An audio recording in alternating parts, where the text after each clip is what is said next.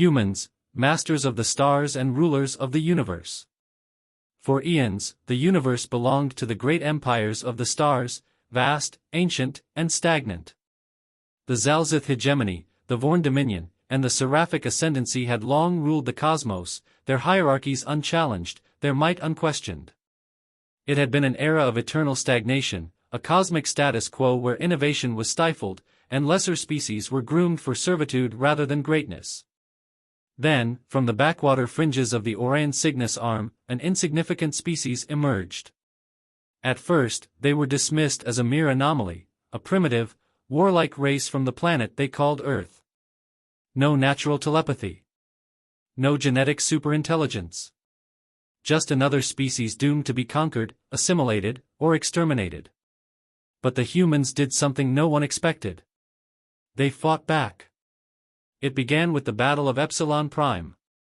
The Zalzith, self-proclaimed rulers of the Outer Rim, sought to claim Earth's colonies as tribute. A fleet of bioorganic warships descended upon the fledgling human settlement, expecting compliance. Instead, they were met with something unprecedented.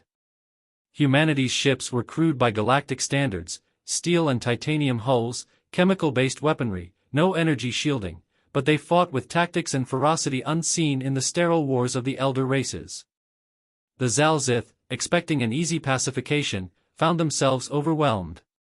Their superior technology meant nothing in the face of adaptive strategy, decentralized command, and a willingness to sacrifice for total victory. The battle ended in a rout. A species that should have cowered had instead torn apart a force 3 times its size. The galaxy took notice. The Council of Empires reacts. In the grand halls of the Galactic Concordat, the rulers of the elder races convened. The Seraphic ascendancy, beings of luminous energy, spoke of the humans as an aberration, wild, uncontrollable, a threat to the delicate equilibrium of power. The Vorn dominion, cold and calculating, sought to manipulate humanity into servitude, using economic leverage rather than force. The Zalzith, still seething from their humiliation, demanded total annihilation. The humans must be broken, hissed High Chancellor Vorsith of the Zalzith, his mandibles clicking with rage. They are an infestation. They are an unknown, countered Lord Magus Oris of the Seraphic ascendancy, his radiant form pulsing with thought. And the unknown must be understood before it is destroyed. The Vorn merely watched, their cybernetic minds already calculating contingencies. Earth's defiant response. Back on Earth, humanity did not wait for diplomacy to dictate its future. Governments collapsed, replaced by a unified Terran High Command. It wasn't an empire, nor a republic, it was something new. A war machine fueled by ambition, necessity, and the unbreakable will to survive. They reverse-engineered captured Zalzith technology, adapting it in ways its creators never imagined. They mass-produced warships, turning entire moons into shipyards. They trained soldiers not just in combat but in asymmetric warfare, sabotage, and psychological operations. And most of all, they learned. If humanity had one gift, it was their ability to adapt. Every battle taught them something new. Every defeat refined their strategies. Every enemy they encountered became a source of knowledge. The elder races were stagnant. Humanity was a storm of innovation. And the universe was not ready for them. The war expands. As word of humanity's defiance spread, other subjugated species took notice. The Drawl, long under the heel of the Vorn dominion, saw an opportunity. The Anari, once proud warriors reduced to servitude by the Seraphic ascendancy, dared to dream of rebellion. The spark of defiance had become an inferno. And at its center stood humanity. They were no longer just a species. They were a revolution. As humanity's victory spread across the galaxy, its enemies grew desperate. The Zalzith, Vorn dominion, and Seraphic ascendancy understood the existential threat posed by Earth's sudden rise. They had underestimated human willpower, and now, they were preparing to crush it. But they had no idea how powerful a united front could be, especially when that front was led by the unyielding spirit of humankind. In the hidden chambers of the Galactic Concordat, the leaders of the elder races forged an alliance, the likes of which the galaxy had never seen. The Grand Council, comprised of the galaxy's most powerful empires, vowed to rid the cosmos of the human threat once and for all. Their combined fleets outnumbered the human forces 10-1. Their superweapons could level entire star systems. Yet, despite their overwhelming superiority, there was one thing they had failed to understand: humanity fought not just for survival, but for the freedom to chart its own destiny. The Human Alliance forms. On Earth, the High Command did not waste time. The defeat of the Zalzith was only the beginning. Across the Terran Federation, the message was clear: unity and resistance were paramount. Earth's colonies, previously isolated and vulnerable, joined together under one banner, consolidating resources, military might, and knowledge. The most significant shift came when humans reached out to the oppressed species of the galaxy. The Anari, whose people had been enslaved by the Seraphic Ascendancy for millennia, offered their might in the form of their ancient warships, technology that humanity had only begun to understand. The Draal, a species of heavily armored humanoids, eager for vengeance against their Vorn oppressors, joined forces with the humans, supplying invaluable ground troops and weaponry. For the first time in galactic history, a coalition of outcast species stood together, united under one flag, the banner of human-led liberation. The first human strike. With their coalition now in place, the humans made their move. They set their sights on the heart of the Zalzith hegemony, the planet of Zyvra, the seat of their corrupt leadership. It was a bold, audacious plan, one that seemed impossible to the elder races. But the humans were known for their audacity. The Terran warships, led by the flagship Indomitable, a colossal battlecruiser crafted from the scraps of fallen enemy ships, arrived in the skies above Zyvra. They had brought with them a newly developed weapon, a breakthrough that could level entire fleets with a single shot. A weapon that had been created by combining human ingenuity with the stolen Zalzith bioorganic technology. It was called the Sovereign Pulse. The human fleets opened fire, unleashing the full destructive power of the Sovereign Pulse. The skies of Zyvra ignited as the weapon tore through the Zalzith defenses. In moments, the invincible fleet of the Zalzith was scattered in flames. The once mighty hegemony had been dealt a devastating blow. The galaxy trembled. A human fleet, unbeaten, untamed, had struck at the heart of one of the oldest and most powerful empires in existence. They weren't just challenging the galaxy's old powers, they were reshaping the balance of the cosmos. The counterattack. Desperate and furious, the Zalzith unleashed their full military force. They sent wave after wave of reinforcements, hoping to reclaim their lost honor. But what the Zalzith failed to anticipate was the nature of the war they were now fighting. This was no longer just a battle of fleets, it was a war of ideologies. Humanity's forces fought with the ferocity of the cornered. Every engagement was an opportunity to teach their enemies the cost of underestimating them. Every human ship that fell was avenged tenfold. With the help of their allies, humanity dismantled the Zalzith's largest fleet, not with superior firepower, but with their unrivaled tactics, guerrilla warfare, and strategic innovation. And the human message spread across the galaxy: the old ways of control, of empire, of subjugation, were finished. The spark of rebellion had become a roaring inferno. The rise of the Terran vanguard. As the war against the Zalzith progressed, humanity's reputation grew. They were no longer a fractured species, no longer Earth's defenders, they had become the vanguard of a new age. With their victories mounting, they began to turn their focus on the other empires that had oppressed them for so long. The Vorn Dominion, the Seraphic Ascendancy, no one was safe. Humanity had not just won a war. They had built an empire. Humanity's victory at Zyvra was only the beginning. With the Zalzith hegemony fractured, the galaxy's attention now turned to the other great powers, and the fragile balance of the galactic concordat began to tremble. The ancient empires, the Vorn Dominion, the Seraphic Ascendancy, and others, found themselves in a position they had never before encountered: uncertainty. The humans, once a footnote in the universe's history, had become a force to be reckoned with, their newfound allies proving to be formidable.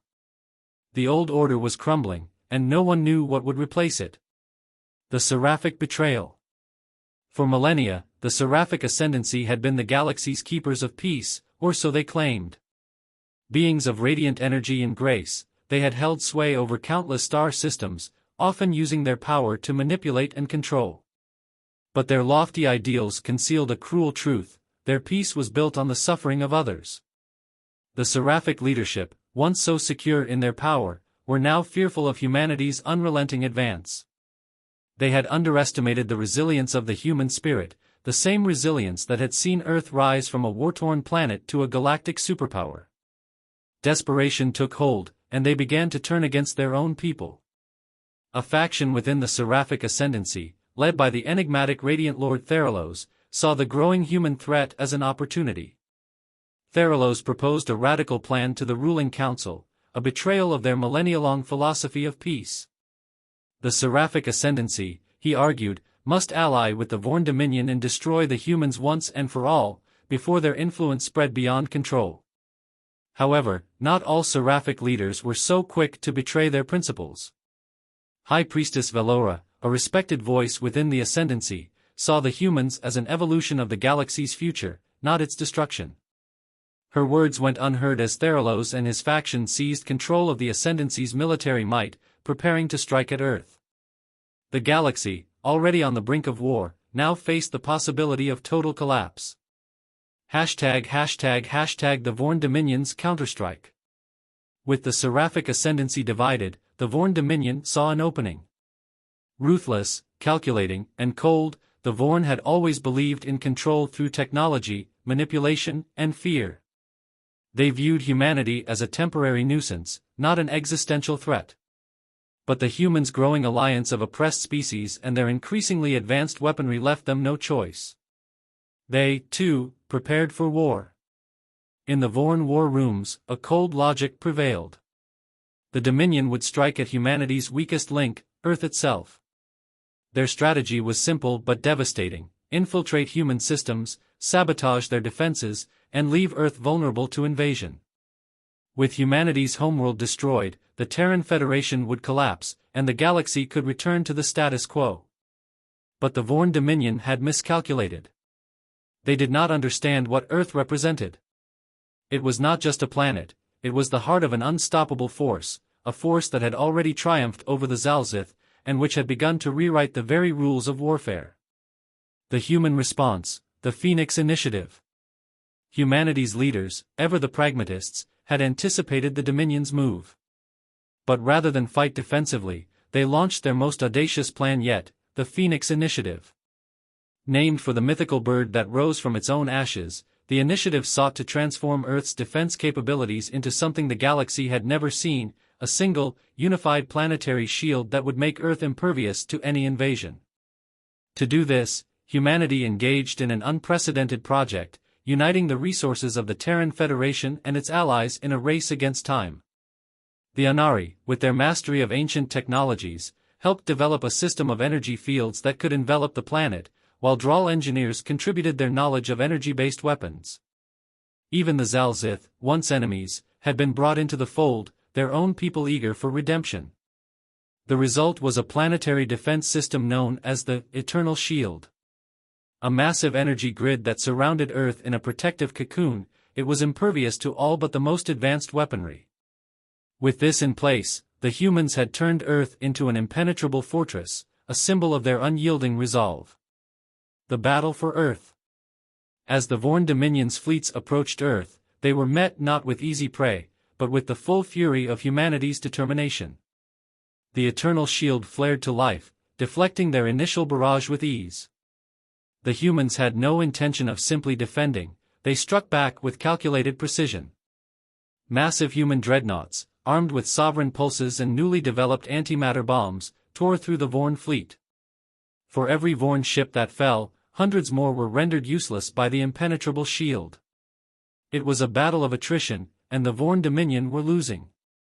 The very thing they had relied on, overwhelming technological superiority, was useless against the sheer willpower and ingenuity of humanity.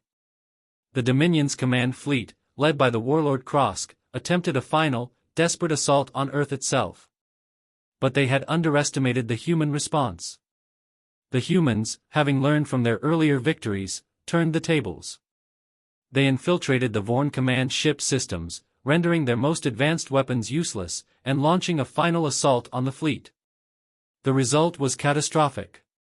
The Vorn fleet was obliterated, and Krosk himself was captured. Humanity had once again proved that their strength did not lie in numbers or technology alone, but in their unyielding spirit. The turning point. With the defeat of the Vorn Dominion, the Seraphic Ascendancy and the rest of the galaxy's great powers realized that humanity was no longer a fringe species, it was now the central force in the galaxy. No empire could ignore Earth, nor the revolution it had sparked. The old order was broken, and a new one was beginning to take shape. Humanity's influence spread further than ever before.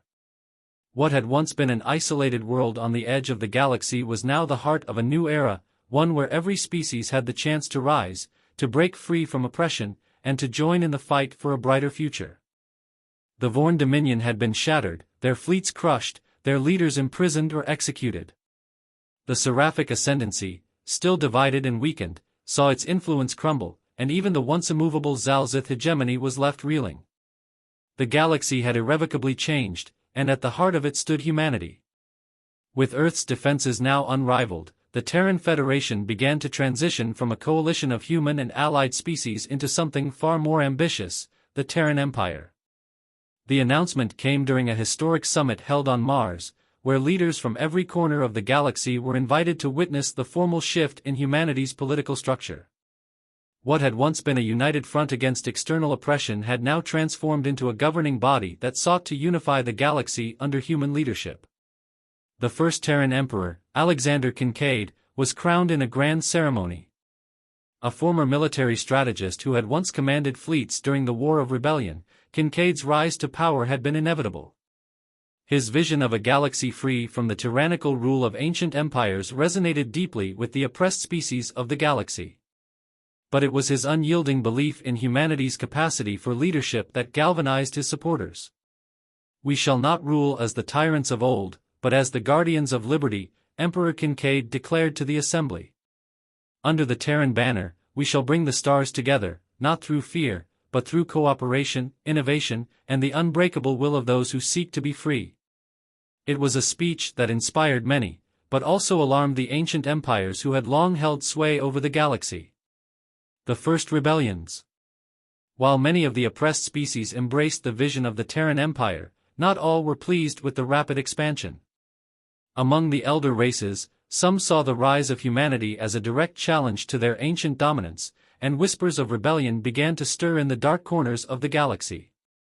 The Vorn Dominion, though broken, still had factions loyal to their lost cause.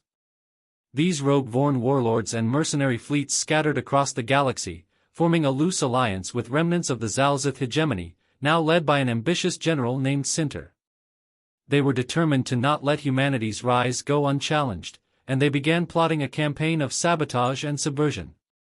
Meanwhile, within the Seraphic Ascendancy, the faction led by Radiant Lord Theralos sought to overthrow the peaceful faction led by High Priestess Valora, whose support for humanity had only grown in the wake of the Terran victory. Theralos, having been betrayed by the humans in his earlier attempts to destroy them, swore revenge and began constructing a fleet of seraphic warships, corrupted by dark energy to serve as instruments of terror rather than peace. Despite these threats, humanity moved forward with its vision. The Terran Empire expanded its influence, bringing more systems under its protection, offering technology, liberty, and the promise of equality. The human leadership, however, was not blind to the dangers that still lingered. The era of war was not over, it had simply entered a new phase. The Galactic Congress. In a historic move, Emperor Kincaid called for the formation of the Galactic Congress, a body that would represent every species under the banner of the Terran Empire. The Congress was to be a forum for diplomacy, trade, and the resolution of conflicts, a stark contrast to the old imperial systems, which had relied solely on power and intimidation. The first session of the Galactic Congress was held aboard the Terran Ascendant, the largest space station ever built, a shining symbol of human ambition. Representatives from over 200 worlds were present, each with their own vision of the future. Some were eager to embrace humanity's rule, while others were skeptical, concerned that the Terran Empire would follow the same tyrannical path as the empires that had come before it. For the first time in galactic history, the voices of many species would be heard. But would the humans be able to guide this new alliance toward peace and prosperity, or would their own ambitions lead them down the same dark path of conquest and control that had once doomed the galaxy? As the discussions began, one thing was clear: the galaxy was at a crossroads, and humanity was at the helm. The old powers, those that once thought themselves untouchable, now looked to the Terran Empire for leadership. Some saw humanity as their salvation, others, as a threat that needed to be eliminated before it could fully take root. The Shadow War. Beneath the surface of political discourse and public diplomacy, a shadow war was brewing. The Rogue Vorn and Zalzith factions, led by General Sinter, had begun to make their move. Using covert tactics, they sabotaged critical Terran infrastructure, assassinated key political figures within the Galactic Congress, and spread dissent among the newly formed Empire's ranks. At the same time, Radiant Lord Theralos of the Seraphic Ascendancy activated his Dark Fleet, now fueled by forbidden energy drawn from the edges of the galaxy. These ships, corrupted by an ancient and malevolent force, were designed to strike at the heart of the Terran Empire, intending to cripple humanity's rise before it could reach its peak. The Terran Empire's intelligence network, led by the brilliant strategist Amelia Voss, worked tirelessly to counter these threats. Yet, with every victory, there seemed to be a new challenge lurking in the shadows. The galaxy was not ready to accept humanity's leadership without a fight, and the forces of the Old Order were making their final, desperate stand. The final test of unity. As the political and military tensions reached a boiling point, humanity would face its greatest test. Could the Terran Empire maintain the delicate balance of power it had worked so hard to establish, or would the shadows of rebellion and corruption tear it apart? Emperor Kincaid knew that the coming war would not be won by fleets alone. He would need to convince the galaxy that humanity's ideals of liberty, equality, and unity were worth fighting for. The fate of the galaxy rested in the hands of the humans, but whether they could overcome the divisions and dark forces conspiring against them remained to be seen. The rise of the Terran Empire had marked the beginning of a new era, but its future would be written by those who stood united against the darkness, or those who fell prey to it. The galaxy was on the precipice of a new era, but that era was not without cost. Humanity's rise to power had ignited a spark of rebellion in the hearts of the old empires, and their shadowy forces, Vorn, Zalzith, and the corrupted Seraphic Ascendancy, had already begun to organize for the war to come. The Terran Empire, newly crowned and full of ambition, was about to face its greatest trial, not just from the armies of the old, but from the growing internal divisions threatening to tear it apart. The price of peace. Despite the new ideals humanity sought to instill, unity, cooperation, and a galaxy free from oppression, there was a grim reality emerging. The Galactic Congress, meant to be a beacon of diplomacy, was instead becoming a battleground of conflicting interests. Different species and factions, while outwardly united under the Terran banner, began to express their distrust of humanity's leadership. Some argued that humanity's rise had come at the expense of their own cultures, and that the human empire, despite its promises, was destined to dominate and replace older traditions. Emperor Kincaid, whose charisma had once united so many under his banner, now faced the sobering truth: even the noblest ideals could be twisted and exploited by those with ulterior motives. His attempts to broker peace were met with suspicion and resistance, and several key members of the Galactic Congress began pushing for greater autonomy from human rule, fearing that the Terran Empire was simply a new version of the old empires that had once ruled with cruelty. Tensions were especially high among the Anari and Draal, who had joined humanity's cause in the earlier wars but now questioned the price of their alliance. Some of their leaders believed that they had sacrificed too much, and with the Zalzith and Vorn still lurking in the galaxy's shadows, the possibility of future betrayal lingered in the air. The Shadow War escalates. While the political landscape teetered on the edge, the Shadow War waged by the rogue factions grew more intense. General Sinter, now rallying the remnants of the Vorn Dominion, launched a series of hit-and-run attacks against key Terran colonies, aiming to undermine the people's morale and sow doubt in their leadership. The Zalzith, still licking their wounds from their defeat at Zyvra, quietly regrouped and rebuilt their fleets, seeking revenge against humanity for their humiliating loss. But the most dangerous threat came from the Seraphic Ascendancy. Radiant Lord Theralos, now leading a dark faction of his people, had harnessed forbidden powers, twisted, dark energy that corrupted the Seraphic's once noble forms. His fleet of corrupted warships, vessels capable of warping the fabric of reality itself, posed a terrifying threat to the galaxy. Theralos' first attack came without warning, a lightning-fast strike against a vital human supply route, destabilizing the region and sending shockwaves of panic through the Terran Empire. The attack was brutal and efficient, but it was not enough to crush humanity's resolve.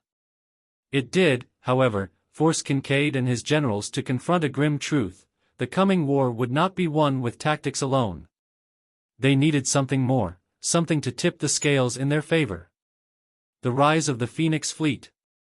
Emperor Kincaid's response to the growing threats was decisive: the creation of the Phoenix Fleet. Unlike the Terran fleets of old, which were built for direct combat, the Phoenix Fleet would be a symbol of humanity's resolve, a coalition of the best minds and the strongest warriors from all of the allied species. It would not just be a military force, but a rallying point for those who still believed in the future of the galaxy under the Terran banner. The Phoenix Fleet was unlike any other in the galaxy. Built using advanced Terran technology combined with the ancient warships of the Anari, Draal, and even the captured Zalzith vessels, it was a formidable force. Each ship was equipped with new weapons based on the Sovereign Pulse technology and the Seraphic's energy-based systems, designed to counter the dark forces that had corrupted the Seraphic Ascendancy. But the fleet's true power lay not in its ships, but in its purpose. It was a declaration, a call to arms for those who still believed in a future where the galaxy could rise above tyranny and oppression. It was a beacon to the countless species who had long suffered under the heel of ancient empires, offering them the hope of true freedom. The battle for the heart of the empire. The creation of the Phoenix Fleet was a bold move, but it came at a cost. As the fleet began its training exercises in the outer rim of the Terran Empire, the forces of the rogue factions, under the banner of Sinter and Theralos, launched an all-out assault on the heart of humanity's territory. Their goal was clear: destroy the Terran Empire's symbol of strength before it could take to the stars. The battle that ensued was unlike any the galaxy had ever seen. The rogue forces, wielding dark energy and forbidden weapons, clashed with the Terran fleets in a cataclysmic confrontation. Entire fleets were torn apart in moments as Theralos' warped seraphic ships twisted through space, creating rifts in the very fabric of reality. Sinter's Vorn fleets, heavy and relentless, pounded the human defenses with unyielding force. But humanity's spirit could not be crushed so easily. The Phoenix Fleet, now fully operational, charged into the fray. Led by the veteran fleet commander General Amelia Voss, the Phoenix Fleet began to turn the tide of battle. The humans adapted to every new weapon the enemy threw at them, countering the seraphic distortions with advanced shielding and employing guerrilla tactics to dismantle the Vorn's slow, lumbering forces. The battle raged on, but the Phoenix Fleet's presence was undeniable. Their victory over the rogue forces would be remembered for generations, not as a military triumph, but as a declaration that humanity's place in the galaxy was no longer up for debate. The Terran Empire had endured its first major test, and had emerged stronger than ever. The coming darkness. But victory in battle did not mean peace for the Terran Empire. As the Phoenix Fleet returned to the heart of the Empire, reports came in from across the galaxy. New rebellions were breaking out, old enemies were regrouping, and the very fabric of the Galactic Congress began to unravel. The internal divisions that had begun to fester in the wake of humanity's rise had now become full-scale conflicts. And there was something more, a whispering threat, felt but not yet understood. Something older, darker, and far more powerful than anything humanity had yet encountered was moving in the depths of space. The shadow that had loomed over the galaxy since the dawn of the old empires was stirring once again. The true war was only just beginning. As the Phoenix Fleet made its triumphant return, humanity's victory over the rogue forces seemed complete. Yet, a quiet, insidious force was brewing beneath the surface, one that would test the very heart of the Terran Empire. The greatest threat humanity had ever known was not the old empires or the rogue factions that sought to tear the galaxy asunder, but a long-forgotten darkness that had once shaped the fate of the galaxy itself. The ancient force awakens. Far beyond the reach of human exploration, on a planet long lost to history, something was stirring. It was not a force of armies or weapons, but of knowledge, dark, forbidden knowledge that had been buried for eons. The ancient race that had once ruled the galaxy before the rise of the first great empires had left behind their greatest secret, the Fallen. The Fallen were beings of unimaginable power, born of an era before time itself could be measured. They were a race not of flesh and bone, but of pure consciousness, capable of shaping reality to their will. They had been cast out of history, their civilization destroyed by their own hubris and their ability to manipulate the very fabric of space and time. Their extinction, however, had not been as absolute as the galaxy's history had led humanity to believe. In the deep recesses of space, far from prying eyes, remnants of the Fallen's power had survived, hidden in the blackened ruins of their once great empire. Now, after countless millennia, that power had begun to awaken, threatening not just the Terran Empire, but the very stability of the galaxy itself. The coming storm. The first signs of the Fallen's return came not in the form of armies or weapons, but through strange disruptions in the fabric of space itself. Ripples of dark energy, unexplainable and horrifying, began to tear across the galaxy. Ships would vanish without a trace. Entire systems would be wiped from star maps, their inhabitants never to be seen again. The once predictable flow of hyperspace routes was disrupted, forcing the Terran Empire to invest heavily in newly developed technologies just to maintain communication and travel between its worlds. Emperor Kincaid was the first to recognize that the disruptions were not random. He had studied the ancient texts of the Anari, the Draal, and even the Zalzith, and the patterns were too deliberate, too precise to be mere accidents. This was something far older, and far more dangerous, than any empire or faction they had faced before. The Fallen were returning, and with them came the promise of a darkness so absolute that nothing in the galaxy could stand against it. The emergence of the scepter. As the galaxy's best minds tried to unravel the nature of these strange disturbances, one theory began to gain traction: the Fallen were not just a lost civilization, they were the architects of the galaxy's very foundation, and their return would spell the end of all things. The key to understanding their power, however, lay in an ancient artifact, a relic of their once great civilization known only as the Scepter of Eternity.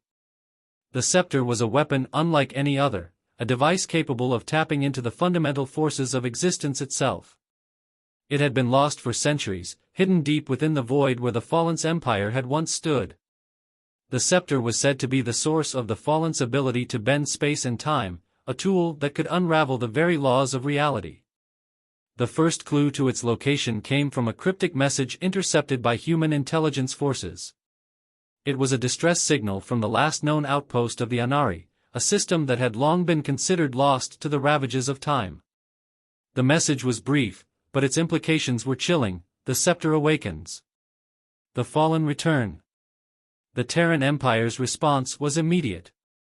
Emperor Kincaid knew that they could not face the Fallen without the scepter, and that their rivals, the Rogue Vorn, the Seraphic warlords, and every faction seeking to claim power, would also be hunting for the artifact. The race was on. The search for the scepter. Kincaid called upon the full resources of the Phoenix fleet, and under the leadership of General Amelia Voss, a covert expedition was mounted to locate the lost Anari outpost. The Phoenix fleet, along with a select group of explorers, scientists, and military operatives, journeyed to the coordinates buried in the ancient signal, hoping to discover the truth behind the scepter. But as they neared the location, they discovered something far more sinister. The system had not been simply abandoned, it had been erased from existence. Planets, moons, and entire space stations had been consumed by a vast, black void, a void that seemed to suck in everything in its path. The remnants of the Anari outpost were gone, leaving nothing but an empty, silent space. At the heart of the void, the Phoenix fleet discovered a massive, ancient structure, an artifact older than any star or planet in the galaxy. The structure pulsed with a dark energy that seemed to resonate with the very fabric of the universe. And at the center of it all was the scepter of eternity, waiting to be claimed. But they were not alone. The Fallen's champions. As the human fleet moved in to secure the scepter, they were confronted by an enemy unlike any they had ever faced, the Fallen's champions. These were not soldiers or warriors, but embodiments of the Fallen's power itself, beings made of pure energy and dark matter, capable of shifting between forms and bending reality with a thought. They appeared as shadows of the past, haunting the fleet's every move, manipulating time and space around them. The first battle between the Terran forces and the Fallen's champions was chaos. Weapons that had once been able to tear through fleets now seemed powerless against the shifting, ephemeral forms of their enemies. The champions did not fight in the conventional sense. Instead, they manipulated the minds of the human soldiers, creating illusions and visions of their worst fears. Entire ships were torn apart from within as crew members turned on each other in confusion and panic. Yet, amid the turmoil, General Voss and her elite team pressed forward, determined to secure the scepter. They had to face the truth: the Fallen were not just returning, they were attempting to reassert control over the galaxy, and their power was unlike anything humanity had ever seen. The battle for reality itself. The struggle for the scepter was not just a battle for the future, it was a war for the very fabric of reality. The Phoenix fleet, bolstered by humanity's resilience, fought back against the Fallen's champions, but every victory seemed to come at an unbearable cost. As the battle raged, Kincaid made a fateful decision. He ordered the activation of the scepter, knowing full well that its power was beyond any human's control. It was a gamble, one that could either save the galaxy or doom it forever. As the scepter activated, a wave of energy erupted, sending a shockwave across the galaxy. Time and space twisted, reality itself seemed to fracture, and the Fallen were forced into retreat. But the cost was high. The scepter's power had been unleashed, and with it came a new understanding of the forces that governed the universe. Humanity had won this battle, but the true war, against the Fallen and the unknown powers they wielded, was only just beginning. Part 7, The Last Stand of Humanity. The galaxy was forever changed. The scepter of eternity, once a forgotten relic of an ancient and malevolent race, had been wielded by humanity in a desperate bid to push back the tide of darkness that threatened all existence. The energy it unleashed had driven the Fallen's champions into retreat, but it had also awakened forces within the very fabric of reality itself, forces that humanity was still struggling to comprehend. The Terran Empire, now more than ever, found itself at a crossroads. The victory against the Fallen was not a final triumph, but a temporary reprieve. The true battle for the galaxy was just beginning, and the question remained: would humanity stand united against the coming storm, or would the very power they had unleashed lead to their downfall? The price of victory. The aftermath of the battle for the scepter was nothing short of catastrophic. Entire fleets had been decimated, and the human forces that survived were now on edge. The shockwave that had rippled across space, triggered by the activation of the scepter, had caused entire systems to destabilize, throwing once safe colonies into chaos. The fabric of spacetime itself had been fractured, and now the galaxy was reeling from the consequences. Emperor Kincaid, though victorious, could not ignore the toll of their actions. The Phoenix fleet, while instrumental in securing the scepter, was badly damaged. Even the best engineers and scientists of the Terran Empire struggled to repair the fleets and stations that had been ravaged by the battle. Worse still, many of the fleet's personnel had experienced disturbing side effects from the dark energy they had encountered during the battle, leaving them weakened and vulnerable to further manipulation from the Fallen's remnants. Despite the Empire's victory, internal fractures within the Galactic Congress began to grow. Factions that had once rallied around the ideals of the Terran Empire now questioned its leadership. Could humanity truly wield the power of the scepter without becoming corrupted by it? Was the use of such destructive force a sign of their inevitable downfall, as the ancient texts had warned? Kincaid, though resolute, knew the time for diplomacy had passed. The galaxy could no longer afford to debate or delay. Humanity had to be ready to face the true test of its strength, and the scepter, the very tool that had saved them, was now the greatest threat to their survival. The return of the Fallen. As the galaxy trembled in the wake of the scepter's activation, a dark cloud began to gather on the horizon. The fallen, though momentarily driven back, were not gone. Their champions, their armies of energy and dark matter, were regrouping. They had been forced into retreat by the activation of the scepter, but they had not been destroyed. The fallen were ancient, and their mastery of the fabric of reality gave them the power to endure, to return. Deep within the galaxy, in the ancient ruins of their long-lost empire, the fallen began to stir. The energy released by the scepter had only awakened their true power, and now they were beginning to unravel the very laws of nature to reclaim what they had once lost. The fabric of spacetime continued to warp and bend, and with every passing moment, the galaxy's reality grew more fragile. The fallen's return was not just a threat to humanity, but to the entire universe. They were not merely conquerors, but disruptors of existence itself. Their ability to manipulate time, to collapse entire dimensions, was unmatched. They were a force not bound by the limitations of the physical world, and their motives were unknowable. The Terran Empire, now fully aware of the scale of the threat, made preparations for what could very well be the final war, the last stand of humanity. The final war. The call to arms was sent throughout the galaxy. The Phoenix fleet, though battered, had been refitted and resupplied. Every available vessel, every resource, and every soldier from the Empire was marshaled for the coming conflict. But this time, the battle would not be fought in the stars alone. The Fallen's forces were already manipulating the very fabric of space, twisting time and dimension itself. The final confrontation would be fought on multiple fronts, not just in the physical world, but in the very heart of reality. Emperor Kincaid, standing at the helm of the Phoenix fleet, addressed his people one last time. We stand at the edge of oblivion. The fallen seek to remake the universe in their image, an image of darkness, of chaos. But we are the children of the stars. We are the bearers of hope, and we will not fall. The battle began, not with the clash of ships, but with the collapse of reality itself. Entire star systems flickered in and out of existence as the fallen, using the full might of the scepter's power, sought to warp the very laws that governed the universe. The Phoenix fleet launched into the heart of the maelstrom, their weapons firing against the very fabric of existence. Every shot, every maneuver, was a gamble against time itself. Humanity's forces fought fiercely, but they were not alone. The allied species of the Terran Empire, Anari, Draal, and others, fought alongside humanity, determined to protect their shared future. Together, they pressed forward into the heart of the Fallen's realm, seeking to destroy the source of their power.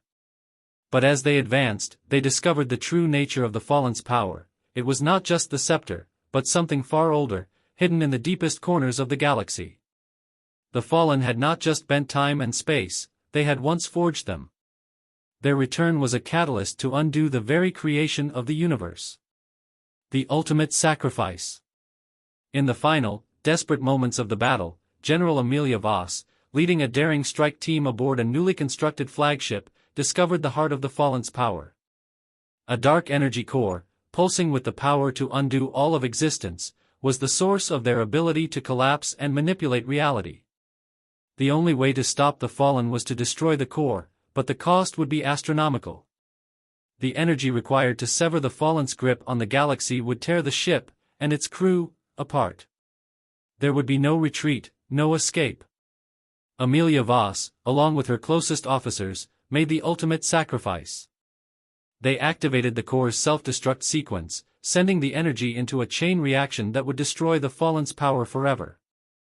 As the ship detonated in a brilliant, all-consuming explosion, the galaxy was plunged into an eerie silence.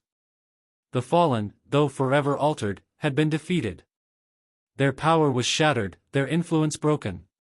But the universe itself, stretched and bent by their dark power, was now left in ruins. A new dawn. In the wake of the final battle, the galaxy began to heal. The fabric of reality, once warped by the Fallen, slowly began to stabilize. But the scars remained. Humanity, though victorious, had lost so much.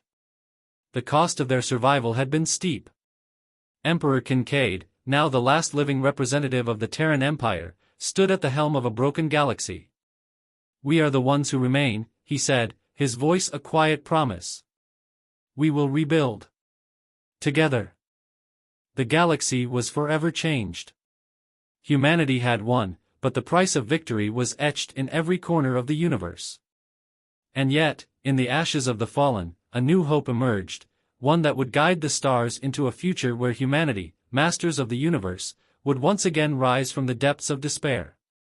The Terran Empire had endured the test of existence itself. And in the end, they had proven one thing above all: humanity would never be broken.